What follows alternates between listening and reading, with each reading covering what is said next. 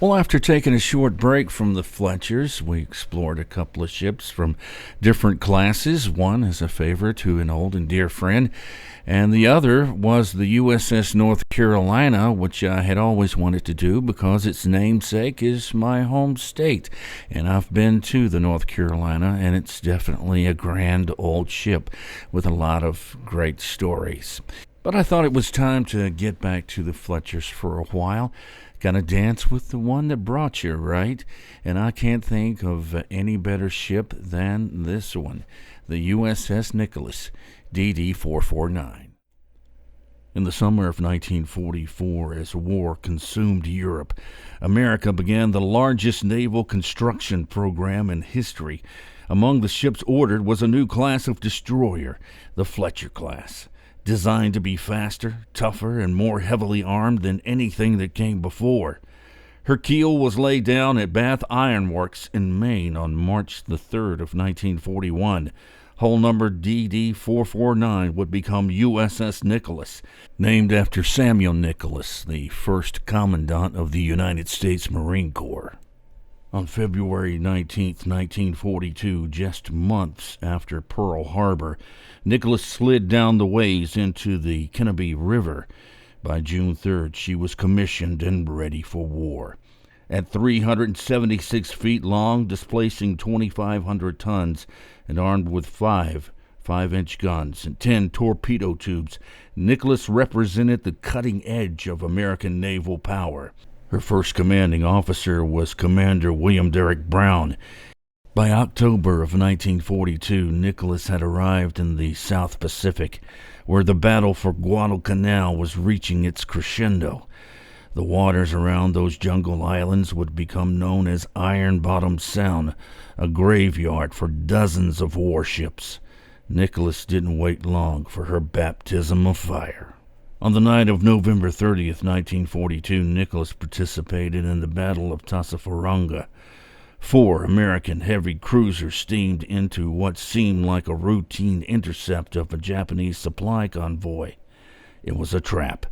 Japanese destroyers, masters of night fighting and armed with deadly long-lance torpedoes, devastated the American cruiser force. But Nicholas and her fellow destroyers fought back savagely. Through smoke, flames, and confusion, Nicholas's gunners poured 5-inch shells into the darkness. 1 Japanese destroyer went down. The Americans had been bloodied, but Nicholas had proven herself under fire. This was just the beginning. Over the next months, Nicholas became a workhorse of the Solomons campaign. Shore bombardments, anti-aircraft picket duty, escort missions, search and destroy patrols. The crew rarely slept, living on coffee, adrenaline, and the knowledge that any night could bring another steel typhoon. On July 5th of 1943, the Battle of Kula Gulf, Nicholas led a destroyer column in a midnight clash against Japanese reinforcement forces. Torpedoes sliced through the black water. Gun flashes lit the horizon. Nicholas helped sink the enemy cruiser, Nizuki, though not without cost. Helena went down that night, and Nicholas rescued 738 survivors from the shark-infested waters. With the beginning of 1944, Nicholas pushed north with the advancing American fleet.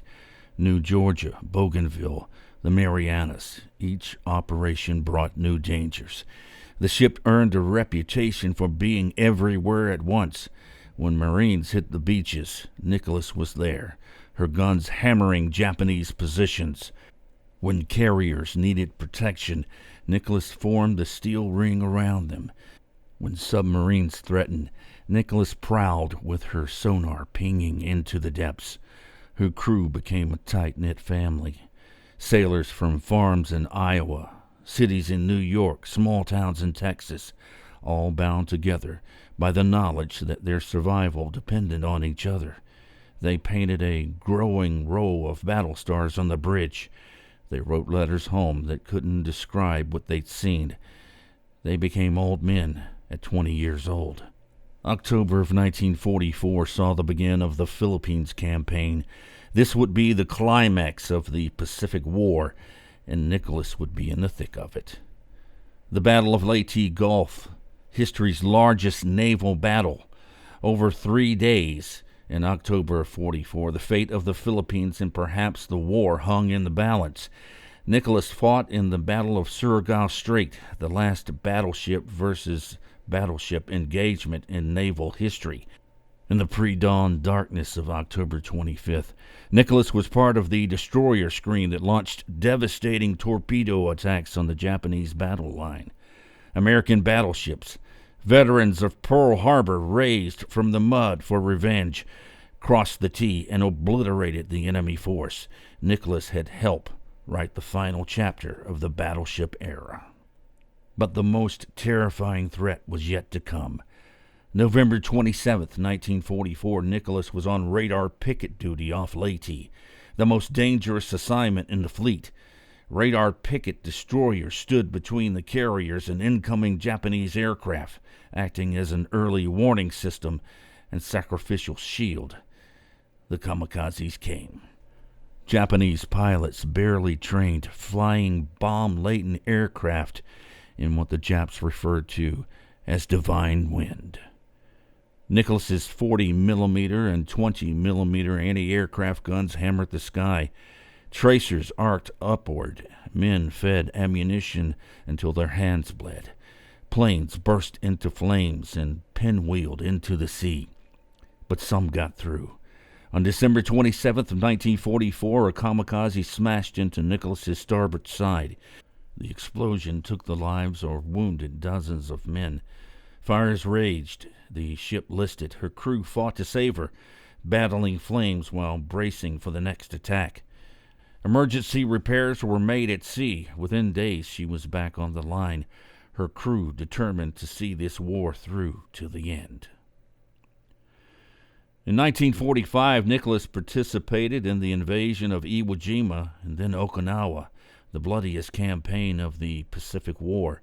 For 82 days, she stood off Okinawa's shores, bombarding enemy positions while fending off wave after wave of kamikazes. Ships were dying around her. Over 30 sunk, hundreds more damaged, but the Nicholas endured. Twice in 1945, Nicholas weathered typhoons, storms with waves as tall as buildings, winds that could peel steel. Ships capsized. Destroyers smaller than Nicholas broke apart, but she rode it out. Her crew lashed to their stations as the world went sideways. On September 2nd, 1945, Nicholas was there in Tokyo Bay when Japan signed the surrender documents aboard the USS Missouri. She had fought from Guadalcanal to Tokyo, nearly 3 years of continuous combat operations. She had earned 16 battle stars, making her one of the most decorated destroyers in U.S. Navy history. After the war, Nicholas served briefly in the occupation forces and then returned home. Unlike many of her sisters, she didn't get a second life in another navy. In 1970, the USS Nicholas DD-449 was sold for scrap, her steel recycled, her story nearly forgotten. But the men who served aboard her never forgot. In reunions held for decades after, they would tell stories of the ship that wouldn't sink, the tin can that took everything the enemy and the ocean threw at her and kept fighting. The name Nicholas sails on, carrying the name today. But DD-449 remains the standard, a ship and crew who embodied everything the U.S. Navy stands for: courage, resilience, and the determination to come home. This was the USS Nicholas.